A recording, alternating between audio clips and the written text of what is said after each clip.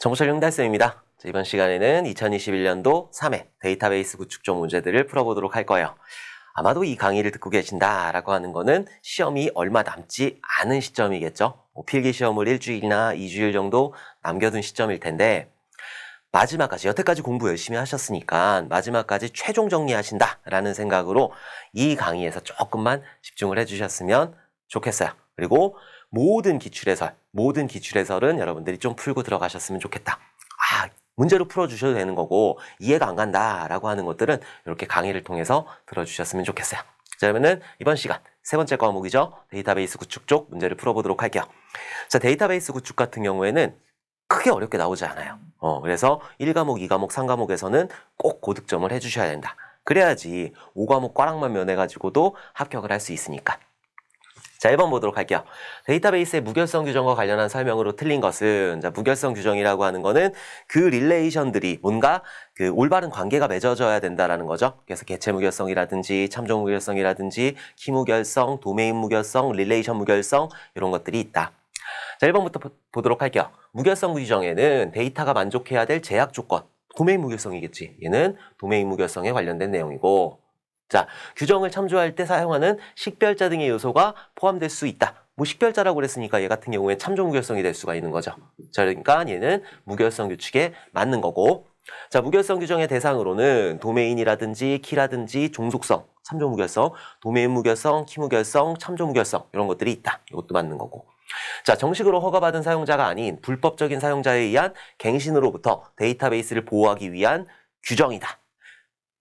요거 3번에 대한 내용 있잖아요. 3번에 대한 요 내용은 무결성에 대한 내용이에요. 무결성 규칙이 아니라 그냥 무결성이라는 건 이런 거죠. 무결성이라고 하는 거는 기밀성, 무결성, 가용성이 있잖아요. 이 무결성이라고 하는 거는 이 데이터에 대해서 인가받지 않은 사용자가 이 데이터에 대해서 뭔가 작업을 할 수가 없다. 그래서 요거를 바꿀 수가 없다라는 게 무결성이고 무결성 규정에는 들어가지 않는 거지. 조금 헷갈리는 문제긴 한데 요거는 그냥 무결성에 대한 내용이에요. 무결성에 대한 내용, 무결성 규정에 대한 내용이 아니다. 그래서 1번의 정답은 3번이 되는 거라.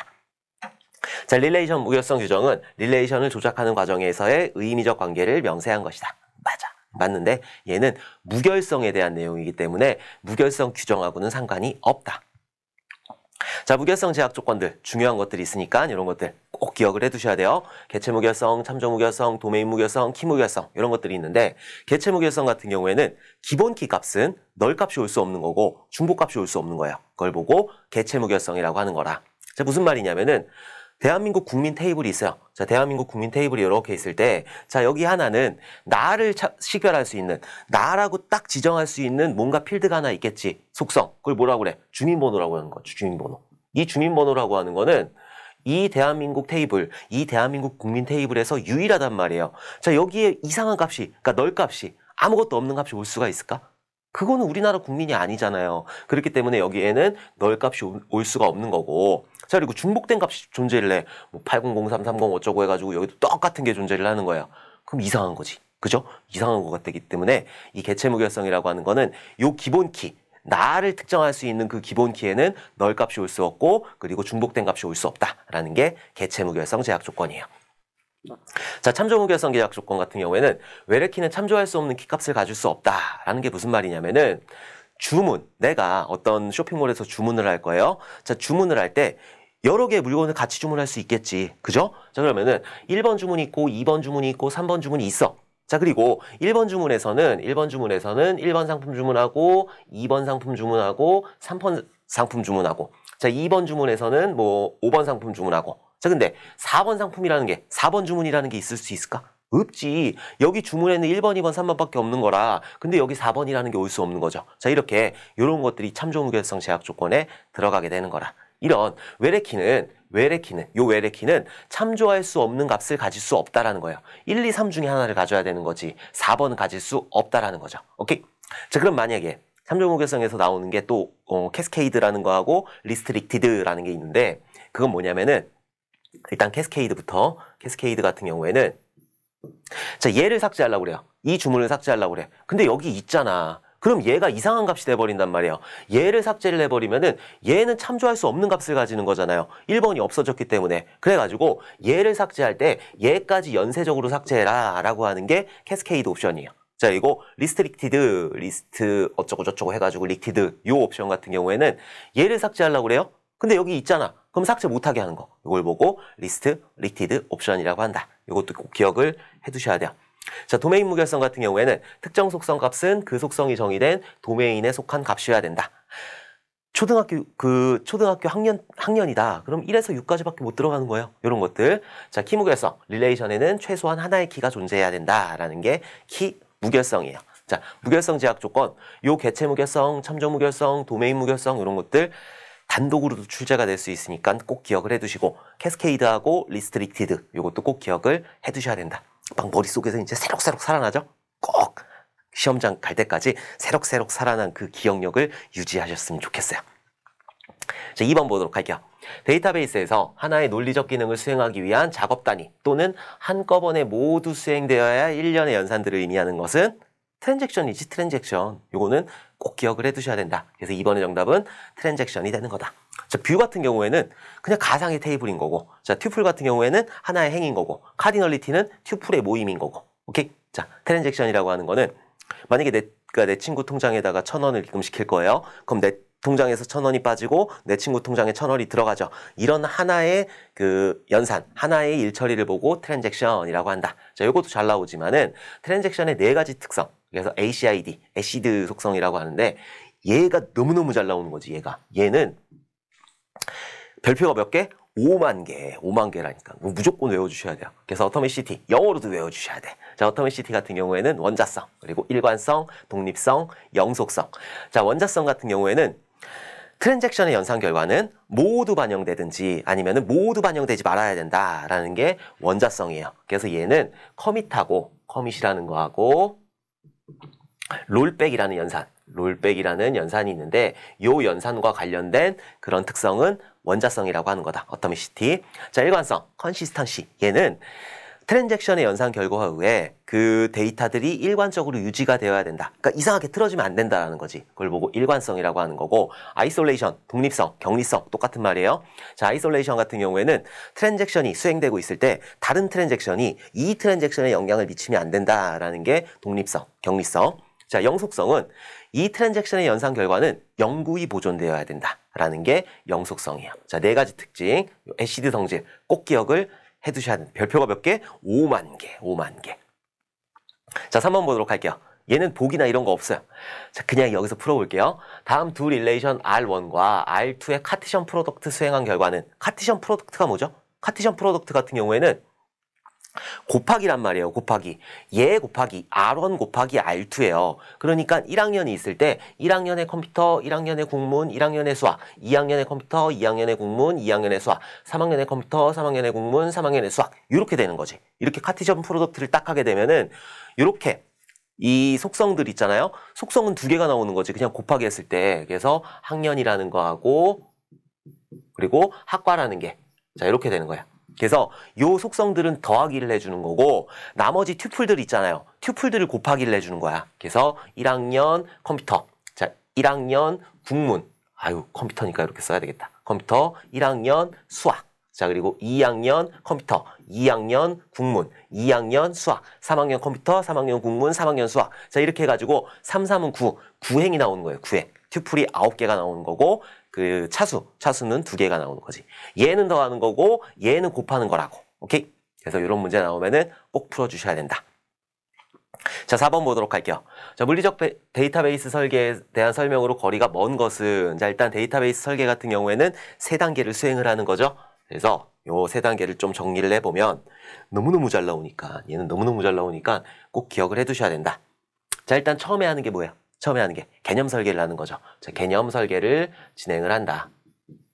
자, 그 다음에 뭐예요? 논리 설계하는 거죠. 자, 논리 설계를 진행을 한 다음에, 자, 그 다음에 물리 설계를 하는 거지. 자, 물리 설계를 진행을 한다. 개념을 꼭 기억을 해두셔야 돼요.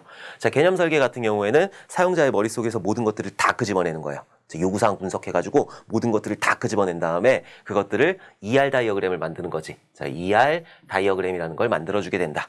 자, ER 다이어그램 같은 경우에는 개체가 있는 거고, 개체가 있는 거고, 이 개체 안에는 이렇게 속성들이 이렇게 존재를 하는 거고, 개체하고 개체 사이에 어떤 관계가 이렇게 형성이 되는 거. 요걸 보고 ER 다이어그램이라고 하는 거죠. 요 어떻게 그리는지도 꼭 기억을 해두셔야 돼요. 오케이?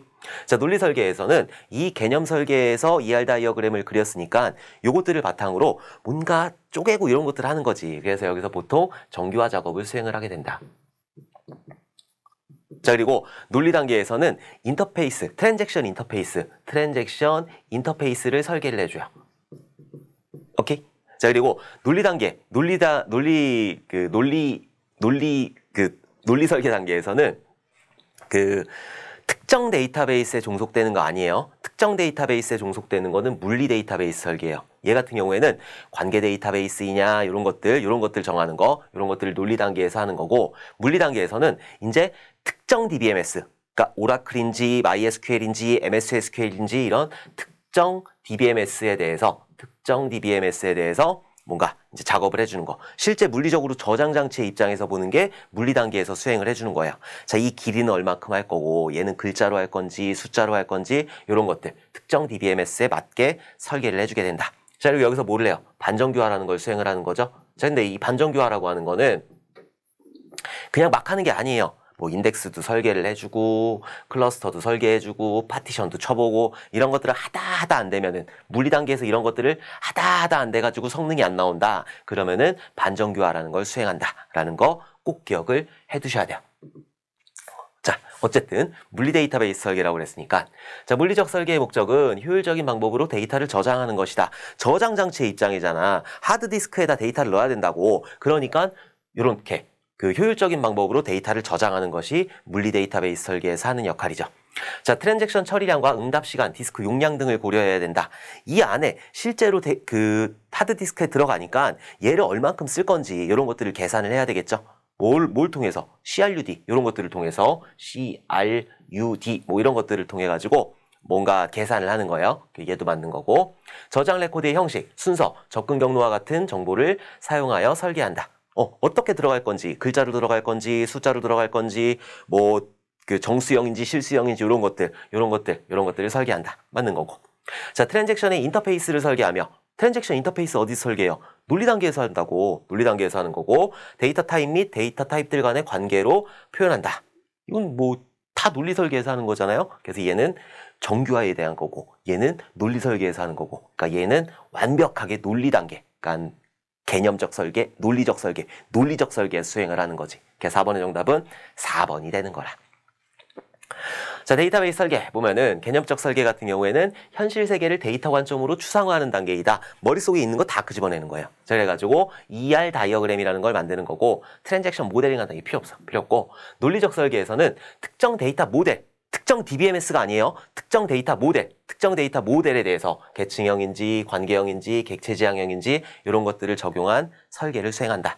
자, 그리고 사용할 DBMS의 특성을 고려한 설계를 한다. 릴레이션 스키마를 만드는 거고, 자, 그리고 정규화라는 거 수행하는 거고, 트랜잭션 인터페이스를 설계한다. 요거 가끔 나오니까 기억을 해두셔야 돼요. 자, 물리적 설계에서는 이제 특정 DBMS, 오라클인지 아니면 MySQL인지 사이베이스인지 이런 것들에 맞춰가지고 저장 장치 입장에서 보는 게 물리적 설계라. 자, 물리적 구조와 저장 구조, 분산 형태, 데이터 특징, 인덱스 이런 것들을 설계를 해준다. 오브젝트, 접근 방법, 트랜잭션 분석, 인덱스, 뷰, 용량 설계 이런 것들을 해주는 거고, 물리적 스키마, 실제로 저장 장치 입장에서 본 구조를 만들어주는 거예요. 스키마라고 하는 게 구조니까. 자, 트랜잭션 작성. 여기서 인터페이스를 작성하고 여기서 실제로 트랜잭션을 작성을 하게 되는 거다. 오케이? 개, 논, 물 꼭 기억을 해두셔야 돼요. 자, 5번 보도록 할게요. 다음 중 기본 키는 널 값을 가져서는 안 되며 릴레이션 내에 오직 하나의 값만 존재해야 한다는 조건을 무엇이라고 하는가? 아까 전에 했잖아요. 개체 무결성 제약 조건. 그래서 5번의 정답은 1번. 개체 무결성 제약 조건이다. 기본 키는 널 값이 올 수가 없고, 그리고 중복된 값이 올 수가 없다라고 하는 게 개체 무결성 제약 조건인 거죠. 참조 무결성 제약 조건. 참조하려는 그 외래키 값은 참조하려는 값이 있어야 되는 거고, 도메인 무결성 제약 조건. 정해진 범위 1학년부터 6학년이다. 그러면 1학년부터 6학년까지 오는 거지 7 이런 거 올 수가 없다라는 거고, 속성 무결성 제약 조건은 그냥 속성에 대해서 도메인 무결성이랑 비슷하다고 보시면 될 것 같아요. 자, 어쨌든 5번의 정답은 1번이라. 자, 6번 보도록 할게요. SQL문에서 해빙을 사용할 수 있는 절은 얘는 제가 굉장히 많이 말씀을 드렸잖아요. 셀렉트 전체적인 구조를 머릿속으로 꼭 기억을 해주셔야 된다고. 실기에서도 쓰이는 거니까. 그래갖고 이 셀렉트라고 하는 건 기본적으로 셀렉트 프롬이 있는 거죠. 셀렉트 한 다음에 프롬 절이 이렇게 있는 거야. 자, 프롬 절 뒤에는 어떤 테이블명. 자, 그럼 이렇게 쓰게 되면은 어떤 테이블에서 뭘 가지고 와라 라는 소리예요. 자, 여기에 속성들이 들어갈 수 있는 거고 이 속성은 전체 다 가지고 와라 라고 했을 때는 곱하기가 이렇게 되는 거고. 오케이? 자, 셀렉트에 들어갈 수 있는 뭔가 옵션이 하나가 있어요. 뭐가 있죠? 디스팅트라는 게 있어. 디스팅트. 자, 그래서 디스팅트 같은 경우에는 중복을 제거하고 가지고 와라 라는 게 디스팅트라는 옵션이에요. 자, 이것도 잘 나오니까 꼭 기억을 해두셔야 돼요. 자, 이게 일단 기본적인 거예요. 테이블에서 뭔가를 가지고 와라 라는 거고 이 가지고 올 때 조건을 줄 수가 있어요. 야, 뭔 빼고 가지고 와. 뭐만 가지고 와. 자, 이런 식으로 웨어 조건을 줄 수가 있어요. 자, 그 다음에 뭔가 조건을 추가하고 싶어. 그러면은 and라든지 아니면은 or라든지 자, 이런 것들을 추가적으로 줄 수가 있다. 웨어 일단 있은 다음에 and를 하든 or를 하든 하는 거예요. 웨어 없고 and가 있으면 안 돼. 오케이? 웨어 먼저 나와야 되는 거예요. 그래서 얘가 이제 검색 구조가 되는 거죠.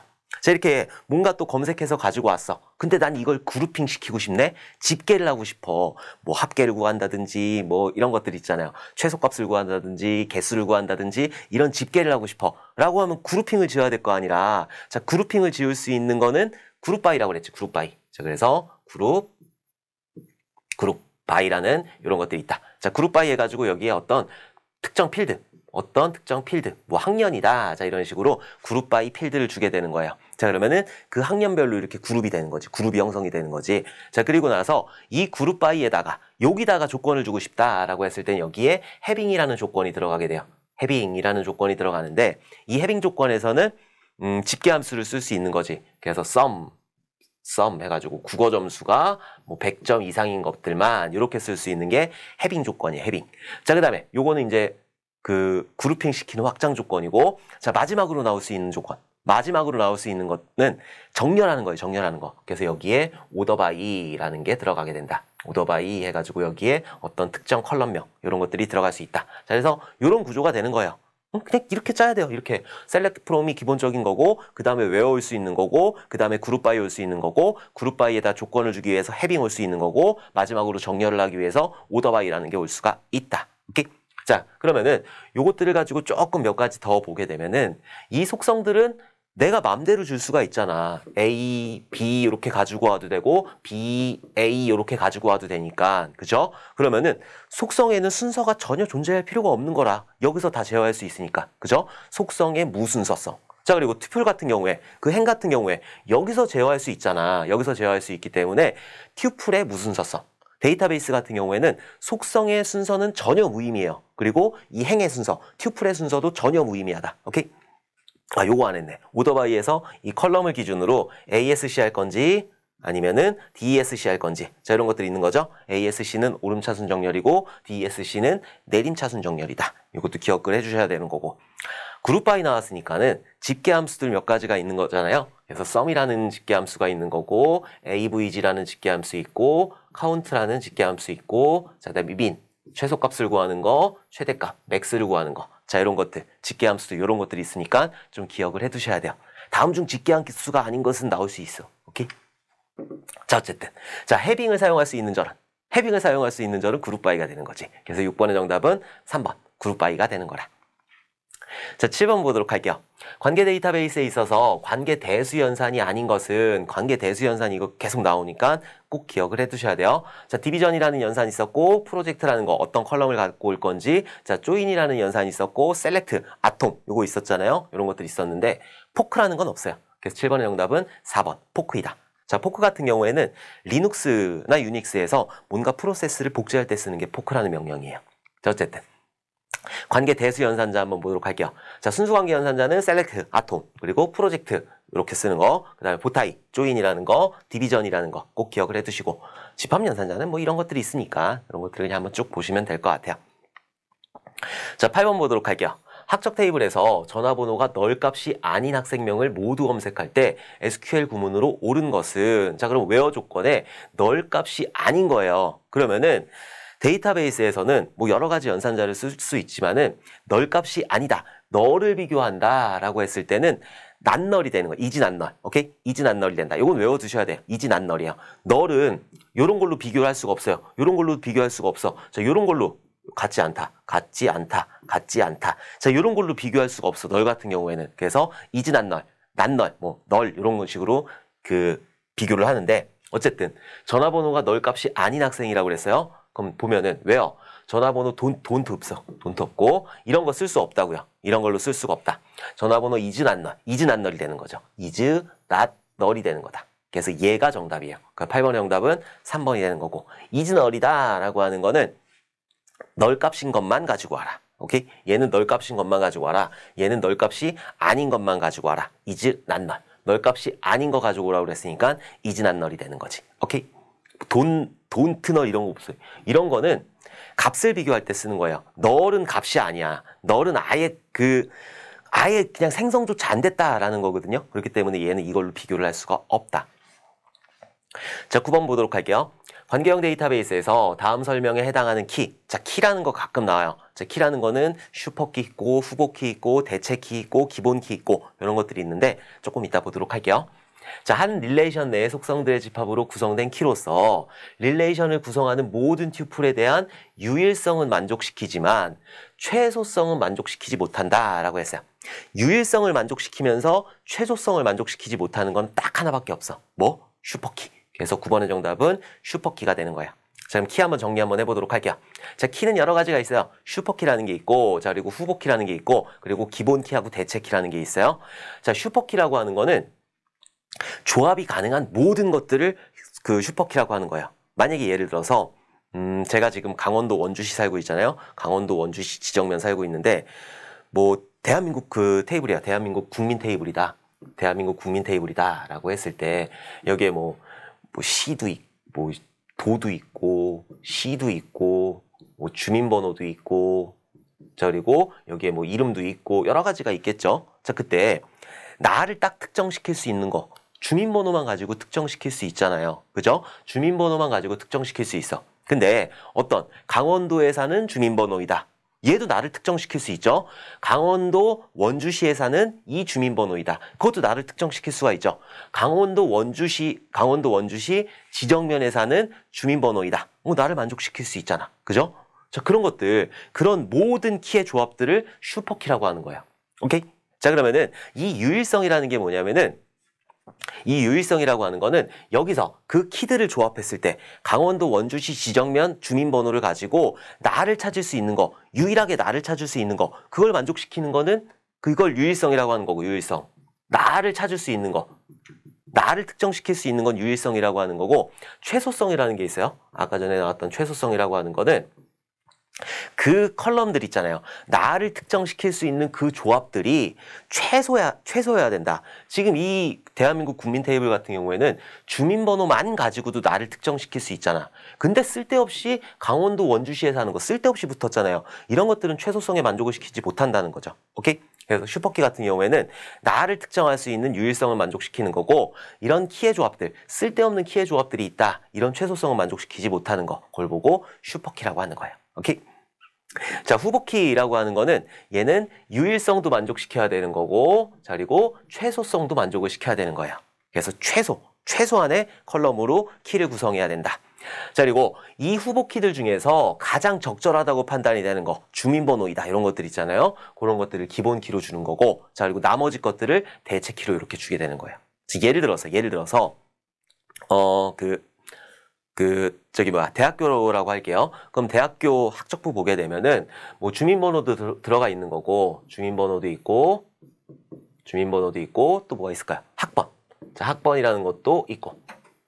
자, 그러면은, 이 주민번호도 후보키가 될 수 있는 거죠. 유일하게 주민번호만 딱 띄우면은 그 학교에서 특정할 수 있으니까. 자, 학번도 마찬가지죠. 자, 요 두 개가 후보키가 될 수 있어. 요런 것들은 후보키라고 하는 거고, 근데 학교에서는 학번이 더 기본키로 쓰기에 좋아. 그래서 이 학번이 기본키가 되는 거예요. 학번이 기본키가 되는 거고, 그 나머지 것들, 후보키에서 나머지 것들이 대체키가 되는 거예요. 그래서 주민번호가 대체키가 되는 거지. 오케이? 자, 키 꼭 기억을 해두셔야 돼요. 자, 슈퍼키 같은 경우에는 유일성은 만족시키지만 나를 찾아줄 수 있는 유일성은 만족시키지만 최소성은 만족시키지 못한다라는 거 꼭 기억을 해두셔야 된다. 나머지는 다 유일성도 만족해야 되는 거고 최소성도 만족을 시켜야 되는 거예요. 자, 10번 보도록 할게요. 데이터베이스 인덱스와 관련한 설명으로 틀린 것은, 자, 인덱스라고 하는 거는 뭔가 빨리 찾기 위해서, 데이터베이스에서 뭔가 빨리 찾기 위해서 만드는 게 인덱스라고 하는 거예요. 그래서 인덱스 같은 경우에 어떻게 만드냐면은 뭐 인덱스도 클러스터드 인덱스 있고 넌 클러스터드 인덱스도 있고 여러 가지가 있는데 그까지 하기에는 너무 많고, 자, 일단 인덱스라고 하는 거는 여기 물리적인 테이블이 있단 말이에요. 자, 여기 물리적인 테이블이 이렇게 막 해가지고 한 25억 개 데이터가 있어. 그럼 내가 여기서 누군가를 찾고 싶어. 근데 한 24억 번째 있는 거예요. 그러면 여기 0번부터 시작해가지고 1, 2, 3, 4, 5, 6, 7, 8, 9, 10 해가지고 24억까지 찾아가야 돼. 그럼 굉장히 느리겠죠. 그래서 요것들을 뭔가 인덱스 테이블이라는 걸 따로 만들어요. 그래서 뭐 예를 들어서 뭐 여러 절차가 있겠지만 요 인덱스 테이블에다가 어떻게 만드냐면은 이렇게 한 다음에 뭐 1번부터 뭐 200번은 이렇게 해가지고, 자, 여기 영역에 있어. 그리고 뭐, 두 번째, 뭐, 200번부터 해가지고, 뭐, 400번. 자, 여기는 여기부터 있어. 자, 이런 식으로 인덱스를 주는 거야. 그럼 내가 만약에 300번이다 라고 하면은, 여기 있는 거 건너뛰는 거지. 자, 여기서부터 찾기 시작하면 되는 거예요. 자, 여기서부터 찾기 시작하면은, 여기 있는 거 찾지 않으니까, 여기 있는 것도 찾지 않으니까, 훨씬 더 빠르게 검색을 할 수가 있겠죠. 자, 이럴 때 쓰는 게 인덱스라. 자, 인덱스 틀린 거 찾으라고 그랬으니까 인덱스의 기본 목적은 검색 성능을 최적화하는 것으로 볼 수 있다. 그쵸? 빨리 찾으려고 가져오는 거예요. 자, 비트리 인덱스는 분기를 목적으로 하는 브랜치 블록을 가지고 있다. 보통 비트리 인덱스 이런 것들을 쓰거든요. 맞아, 맞고 비트윈 등 범위 검색에 활용될 수가 있다. 그래서 인덱스라고 하는 거는 뭔가 검색할 때 쓰는 거니까 이런 것도 있는 거고, 자, 시스템이 자동으로 생성하여 사용자가 변경할 수 없다라고 그랬어요. 인덱스라고 하는 거는 사용자가 일부러 지정을 하는 거예요. 그래서 이렇게 찾아가라 라고 지정을 하는 게 인덱스인데, 시스템이 자동으로 생성하여 변경할 수 없다라고 그랬으니까 얘가 틀린 거죠. 시스템이 자동으로 생성해서 사용자가 변경할 수 없는 거는 시스템 카탈로그지, 시스템 카탈로그. 근데 인덱스 같은 경우에는 사용자가 생성을 하는 거고 사용자가 변경을 할 수가 있게 되는 거죠. 오케이? 그래서 10번의 정답은 4번이 되는 거야. 그래서 인덱스 같은 경우에는 뭐 크게 어렵게 나오진 않을 거예요. 이 정도만 기억을 해두시면 될 것 같아요. 오케이? 자, 11번 문제 보도록 할게요. 로킹 단위에 대한 설명으로 옳은 것은, 자, 로킹 단위라고 하는 거는 외우는 게 아니라 이해를 하셔야 돼요. 자, 로킹 단위라고 하는 건 잠그는 단위예요. 그래서 얘도 많이 설명을 드렸지만 잠그는 단위인데 데이터베이스를 잠그는 단위지. 근데 데이터베이스를 가지고 하면 어려우니까 화장실을 예를 들어보도록 할게요. 자, 여기 화장실이 있어. 공중 화장실이에요. 자, 공중 화장실이 있고 여기에 여러 개의 변기가 이렇게 있는 거지. 여러 개의 변기가 있고 또 여러 개의 변기가 이렇게 있어요. 자, 그리고 여기 출입문이 있는 거라. 오케이? 자, 그리고 이 화장실은 공중 화장실이기 때문에 많은 사람들이 요것들을 공유해서 이용을 하고 있어요. 자, 로킹 단위라고 하는 거는 잠그는 단위라고 그랬잖아요. 그래서 잠글 수 있는 거, 열쇠로 잠글 수 있는 거는 얘를 잠글 수가 있어. 이 문을 잠글 수가 있는 거죠. 그리고 요거 각각을 잠글 수가 있는 거야. 자, 로킹 단위가 크다라고 하는 거, 로킹 단위가 크다라고 하는 거는 요거를 잠궈버린 거지. 이 앞에 있는 문을 잠궈버리는 거예요. 요 앞에 있는 문을 잠궜고 이제 여기 이제 청소하시는 분이 이렇게 계시는 거예요. 들어갔다 나오면 청소를 냅다 해야 돼. 자, 어쨌든 자, 여기를 잠그는 거, 로킹 단위가 크다라고 하는 거지. 자, 로킹 단위가 클 때 병행성이라는 게 있고 자, 그리고 오버헤드라는 용어가 나오는데 병행성하고 오버헤드를 이해를 해주셔야 돼요. 자, 병행성이라고 하는 거는 같이 사용할 수 있는 능력이에요. 자, 요 놈이 들어갔어. 들어가면서 어떻게 문을 싹 잠궈버린 거예요.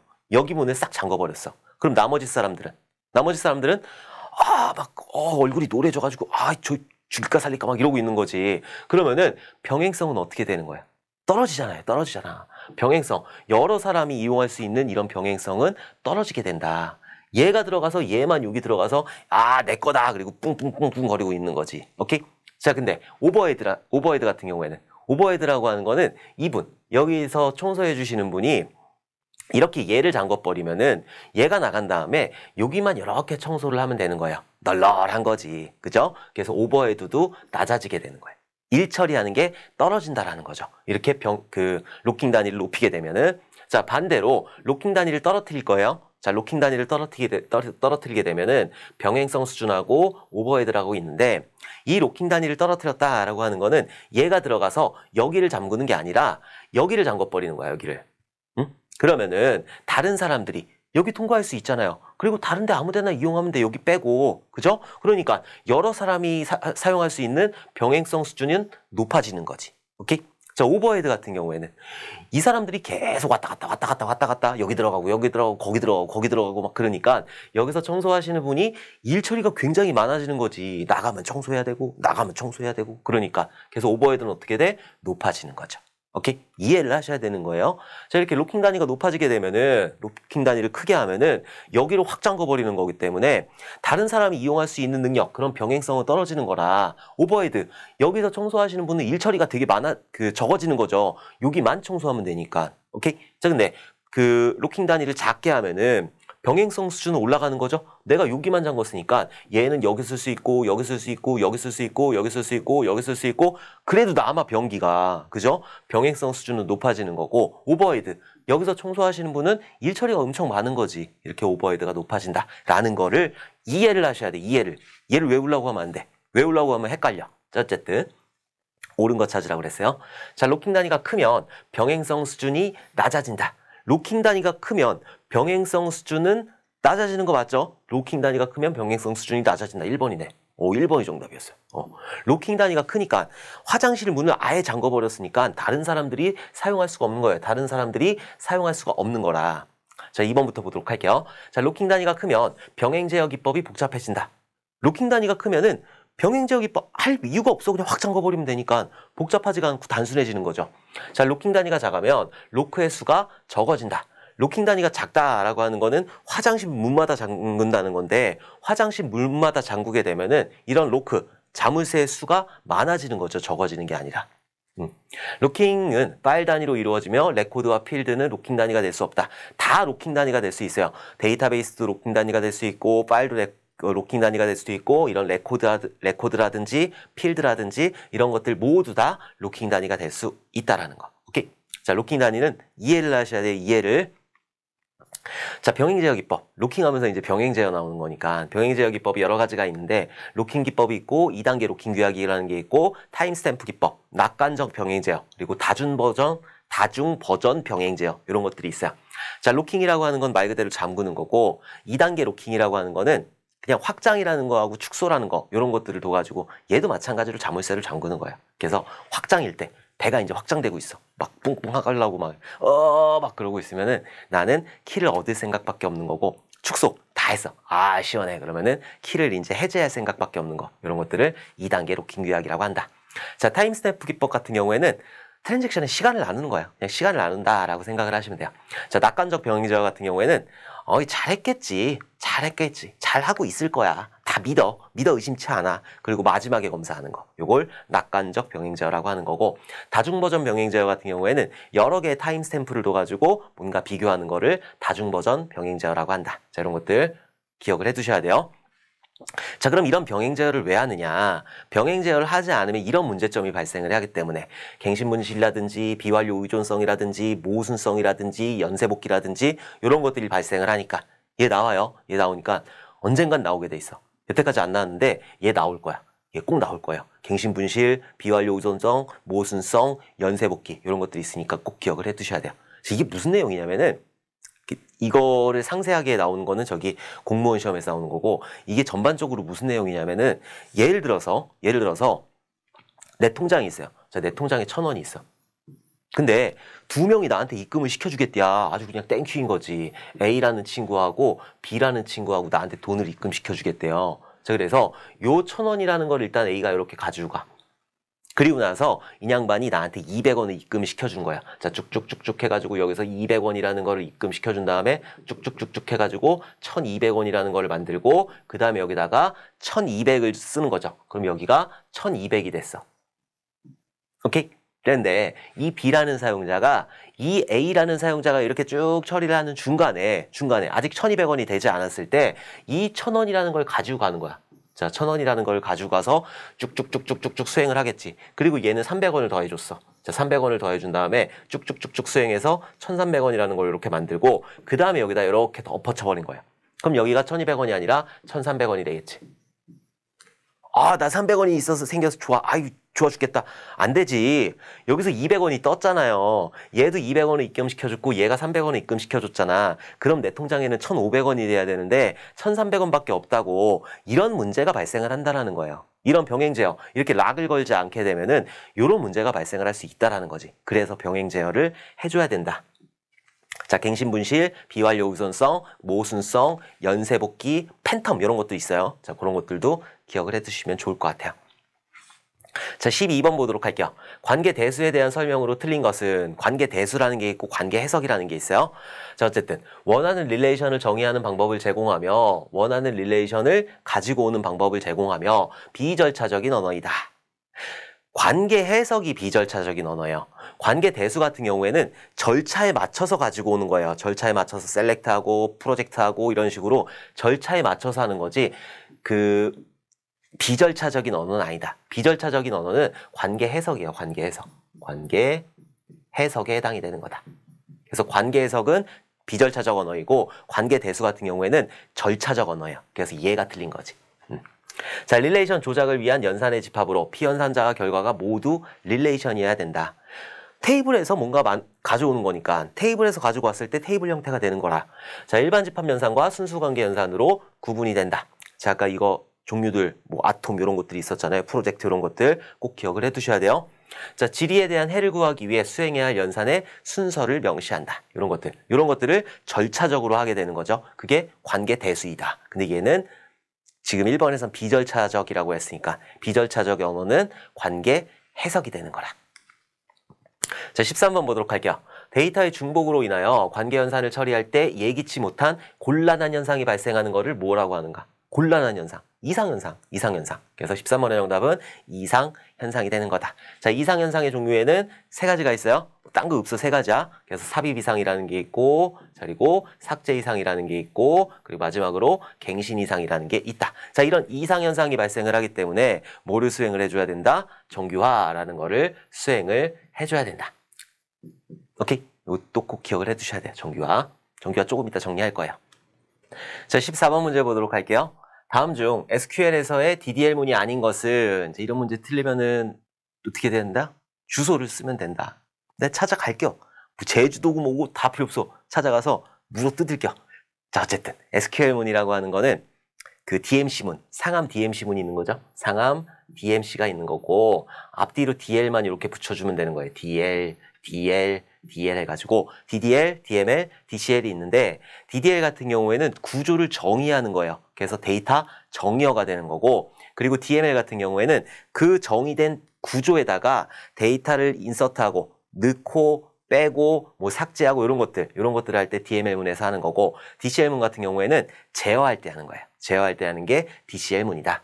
정리는 조금 이따 하도록 할게요. 자, 어쨌든 DDL문이 아닌 것 했으니까 DDL문이라고 하는 거는 구조를 뭔가 정의하고 수정하고 이런 것들이죠. 자, create, 구조를 만드는 create가 있을 수 있는 거고 delete 같은 경우에는 그 구조에다 데이터가 들어가 있으면은 그 데이터를 삭제해라 쓸 때 쓰는 게 delete라는 명령이에요. 그래서 얘는 DML문에 해당이 되는 거지. 그래서 정답은 2번이 되는 거라. 자, alter 같은 경우에는 구조를 변경할 때 쓰는 거, drop은 구조를 아예 삭제할 때 쓰는 거, 이걸 보고 drop이라고 한다. 자, 정리 한번 해보면 데이터 정의어, DDL 같은 경우에는 create, drop, alter 이런 것들이 있다. 자, create 같은 경우에는 뭔가 구조를 생성을 해주는 거, 뭐 테이블이라든지 뷰라든지 인덱스라든지 이런 것들을 생성해 주는 거고 그런 것들을 삭제시켜주는 드롭이 있는 거고 알터 같은 경우에는 그거를 변경시켜 줄 수 있는 거. 자, 근데 뷰 같은 경우에는 알터문을 사용할 수 있다 없다? 없다. 그래서 뷰 같은 경우에는 크리에이트로 생성을 시키고 드롭으로 삭제하는 수밖에 없어요. 자, 그 다음에 조작어, 값을 넣고 빼고 이런 것들 셀렉트, 인서트, 업데이트, 딜리트 4개밖에 없어요. 자, 그리고 제어 같은 경우에는 커밋, 롤백. 자, 요거 같은 경우에는 트랜잭션하고 연관이 있는 거고 그랜트하고 리보크, 권한을 주고 권한을 뺏고 하는 거죠. 그래서 그랜트 같은 경우에는 권한을 주는 거예요. 그래가지고 마지막에 to user가 되는 거지. to user가 되는 거지. 누구한테 준다라고 하니까. 자, 리버크 같은 경우에는 누구로부터 권한을 뺏는 거잖아요. 누구로부터 하니까는 프롬이 되는 거죠. 프롬. 오케이. 자, 이런 것들 가로 딱딱 치고 나오면 아주 그냥 베스트인 문제가 되는 거라. 꼭 기억. 그랜트. 누구한테 줄 때니까 투가 되는 거고 누구로부터 뺏는 거니까 프롬이 되는 거예요. 꼭 기억을 해두셔야 돼요. 나와 이거. 확실히 나와. 자, 조작어들. 요거 한번 아까 셀렉트 정리했으니까는 인서트하고 업데이트하고 딜리트 한번 정리해 보도록 할게요. 자, 어떻게 쓰냐면은 인서트 인투예요. 자, 인서트. 얘는 그냥 한 몸이야. 자, 인서트 인투. 요런 거 이렇게 가로치고 나올 수 있겠지. 자, 인서트 인투 한 다음에 여기는 테이블명이 되는 거고. 자, 그리고 그 테이블에 어떤 속성들에다가 속성, 자, 이런 식으로 속성들에다가 어떤 값을 집어넣을 거냐. 그래서 values 해가지고 이 속성에 매칭되게 이렇게 값들을 이렇게 집어넣어주게 된다. 자, 이런 것들, into values, 이런 것들 가로치고 나올 수 있는 거라. 자, 업데이트 같은 경우에는 업데이트 한 다음에 업데이트하고 여기에 이제 테이블명이 들어가는 거고 어떤 테이블에다가 어떤 값들을 바꿔라 라고 할 때 set이라는 걸 쓰는 거죠. 자, set 한 다음에 a라는 거를 b로 바꿔라. 자, 요런 식으로. 자, 그리고 여기에 where 조건이 올 수가 있는 거죠. 자, 요게 업데이트 문이 되는 거고 딜리트 같은 경우에는 프롬이에요. 자, 딜리트 프롬 한 다음에 여기 테이블명이 되는 거고 자, 그리고 여기에 where 조건이 이렇게 올 수가 있다. 자, 요게 딜리트 문이 되는 거예요. 그래서 업데이트가 set이라는 거 요거 잘 나오잖아요. 아직까지 이런 거 잘 나오지 않았어. 딜리트는 프롬인 거고 자, 그리고 인서트 인투라는 거 그리고 여기에 values라는 거 꼭 기억을 해 두셔야 돼요. 자, 데이터베이스 언어 이거 틀리면 아주 그냥 주소 그냥 써요. 찾아갈게요. 10번 보도록 할게요. 정규화에 대한 설명으로 적절하지 않은 것은 정규화라고 하는 거는 이상현상이 생기니까 삽입 이상이라든지 삭제 이상이라든지 갱신 이상이라든지 이런 이상현상이 생기기 때문에 정규화 작업을 수행을 하게 된다. 정규화 같은 경우에는 중복을 제거하는 작업이에요. 그래서 잘게 쪼개는 작업이다.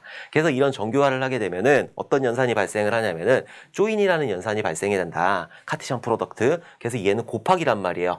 자, 곱하기라는 연산이 발생하기 때문에 성능에 영향을 미칠 수가 있어요. 그래서 물리적 설계에서는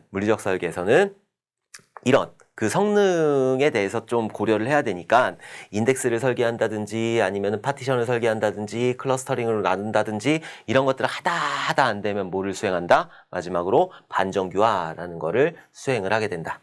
자, 반정규화는 말 그대로 정규화에 반하는 행동들이에요. 왜 하냐면은 성능 향상을 위해서. 반정규화에 대해서 쓰시오라고 했는데 거기에 성능 향상이 들어가지 않았다. 그러면 걔는 안고 없는 찐빵이 되는 거라. 걔는 틀린 답이 될 수도 있는 거예요. 정규화에 반대한다. 이거는 답이 아니에요. 성능 향상을 위해서라는 말이 꼭 들어가야 된다. 오케이? 어쨌든 적절하지 않은 거 찾으라고 그랬으니까. 자, 데이터베이스의 개념적 설계 단계 이전에 수행한다. 개념적 설계 단계에서 뭔가 데이터를 빼오고 그 다음에 논리 단계에 수행을 하는 거잖아요. 논리적 설계에서. 개념적 설계 단계 이전에 어떻게 수행을 해? 말도 안 되는 거죠. 그렇기 때문에 15번의 정답은 1번이 되는 거라. 개념적 설계 단계 이전에 수행하는 거는 가서 만나는 거 인터뷰하고 계획하고 이런 것들 하는 거지. 정규화랑은 전혀 상관이 없다. 자, 데이터 구조의 안정성을 최대화한다. 그래서 이런 중복이라는 것들이라든가 이런 것들을 제거하는 거예요. 중복을 배제하여 삽입, 삭제, 갱신 이상의 발생을 방지한다. 맞는 거죠. 자, 데이터의 삽입 시 릴레이션을 재구성할 필요성을 줄여준다. 자, 이런 것들을 통해서 이런 것들, 이상현상을 없애는 거니까. 얘는 말도 안 되는 거죠. 말도 안 되는 거. 오케이? 자, 정규화 한번 정리 한번 해봐야 되겠죠? 정규화 별이 얘도 엄청 많아. 5만 개는 충분히 받을 수 있어. 5만 개가 뭐야? 한 7만 개? 무조건 나와 얘는. 자, 비정규 릴레이션이 있어요. 저희 같은 경우에는 개념 설계에서 나온 그런 것들을 다 정리한 거죠. ER 다이어그램이 비정규 릴레이션이 되는 거고, 자, 이것들을 어떻게 하냐면은 1정규형, 2정규형, 3정규형, BCNF, 4정규형, 5정규형. 자, 여기까지 수행을 하는 거예요. 근데 보통 실무에서는 3정규형까지만 수행을 해요. 자, 시험에서도 3정규형까지만 개념을 알아두시는 거고 BCNF 4정규형, 5정규형, 다치종속이고 조인종속이고 결정자이면서 후보키가 아닌 것을 제거하고 이런 것들은 그냥 외워두시면 되는 거예요. 실무에서도 안 쓰는 거라서 이것들을 시험에서 막 상세하게 나온다? 7급 보나? 7급 공무원은 그거 나올 수 있어. 근데 우리가 시험 보는 거 그건 안 나와. 그러니까 외워두시기만 하면 되는 거야. 자, 위에는 개념 알아야지. 자, 일단 비정규 릴레이션에서 일정규형을 만족시키기 위해서는 도메인이 원자값이어야 돼요. 도메인이 원자값이어야 된다.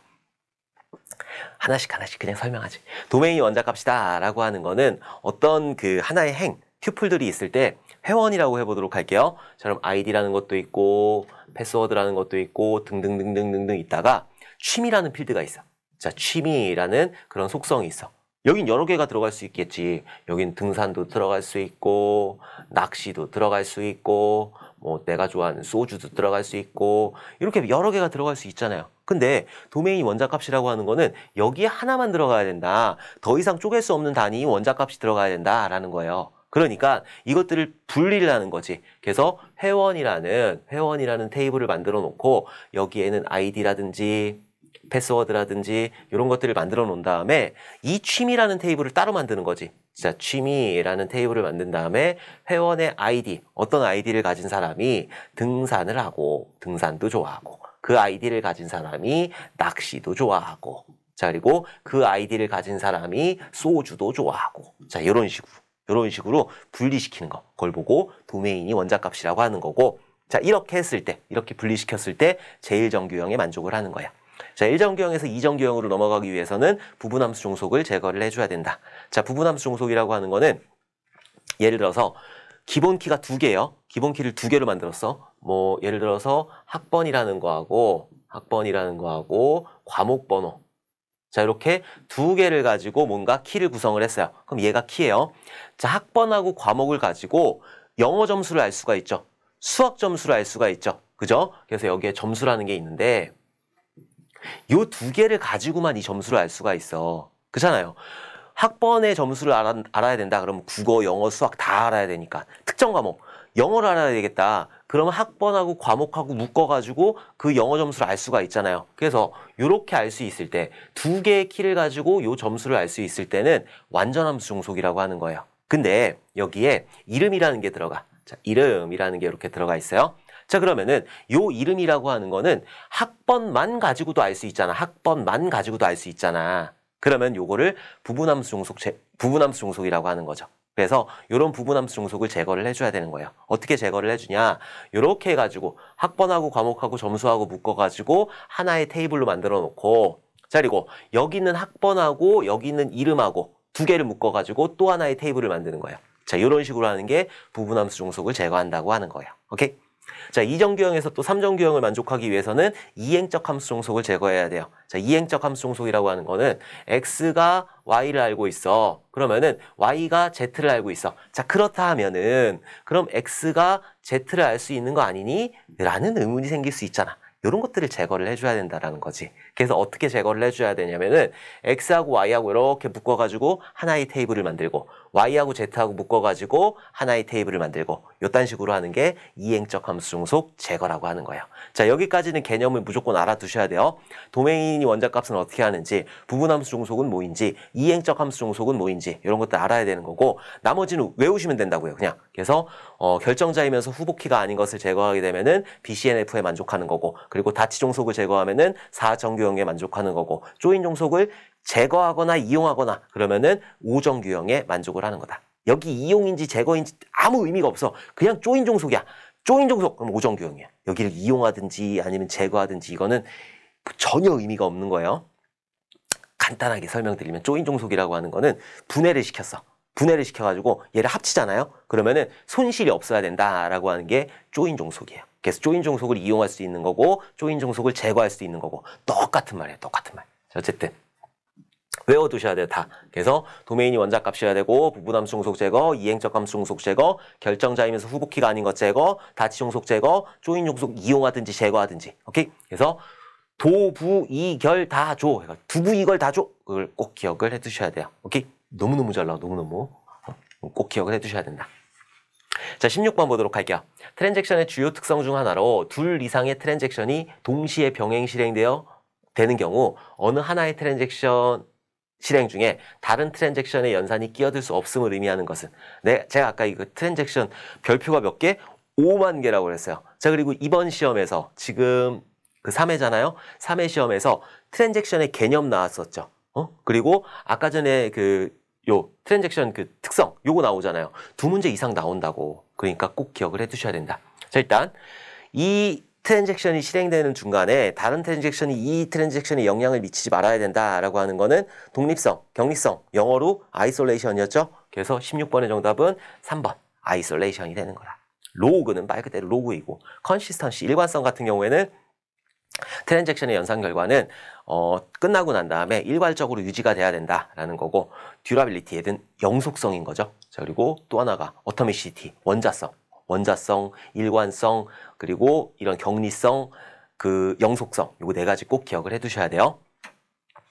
자, 17번 보도록 할게요. SQL의 논리 연산자가 아닌 것은, 자, SQL의 논리 연산자, and, or, not 이런 것들인데 other 이런 거 없어요. other라는 거 없다. 외워두셔야 돼. 2번, other라는 건 아예 없다.